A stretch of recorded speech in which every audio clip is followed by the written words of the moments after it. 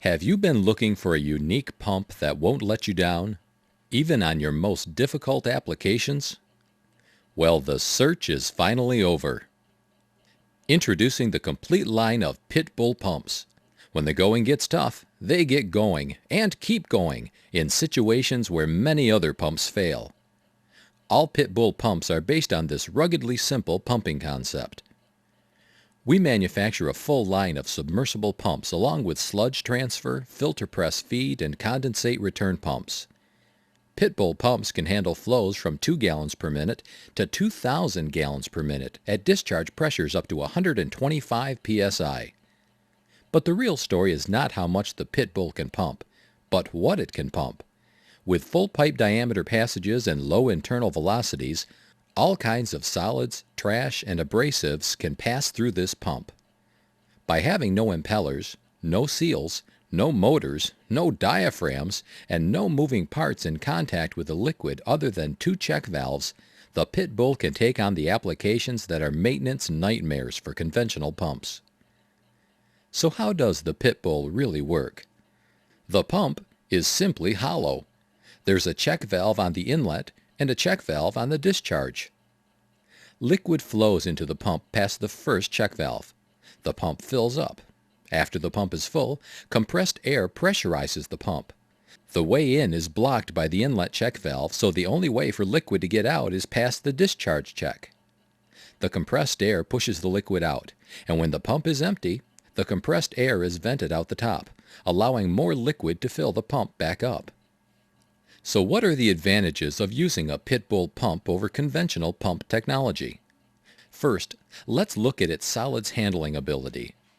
The Pitbull has virtually full pipe-sized passages all the way through the pump. If debris can fit through the check valve port, it can be pumped. If the solids gang up on the Pitbull, its natural cycling action will actually clear most plugs back out of the inlet. Need more pressure? Less pressure? Just adjust the air regulator that comes with the pump. A Pitbull pump can run anywhere to the left of its maximum flow curve and can pass the trash at low, medium, or high flows. Let's look at abrasive applications. As part of its design, the passages through the Pitbull are as big or bigger than the piping.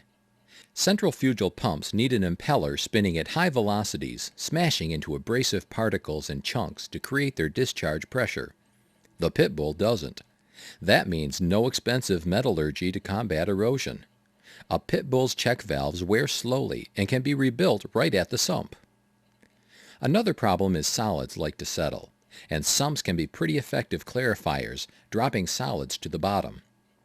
The Pitbull matches the incoming flow rate right as it comes in, instead of waiting for a high level in the sump like a centrifugal pump does. By the time a high level is reached, the solids have dropped out. It is common for the Pitbull to keep running in a sump that chronically plugs other pumps. Chemical compatibility and heat resistance are a pair of factors that can make the Pitbull a logical choice in many applications. The advantages in corrosive or mixed chemical sumps are straightforward. If you eliminate seals, shafts, impellers, and diaphragms, it becomes pretty easy to handle difficult liquids. As long as the base material of the Pitbull is suitable for the chemicals, there's little else to be concerned with. Check valve seats are available in materials to handle almost any chemical. In hot applications, the Pitbull can take high heat, again because it has no motors, seals, or diaphragms to worry about. Another big plus is when the temperature goes. Centrifugal pumps need more feed pressure to keep from cavitating and damaging themselves.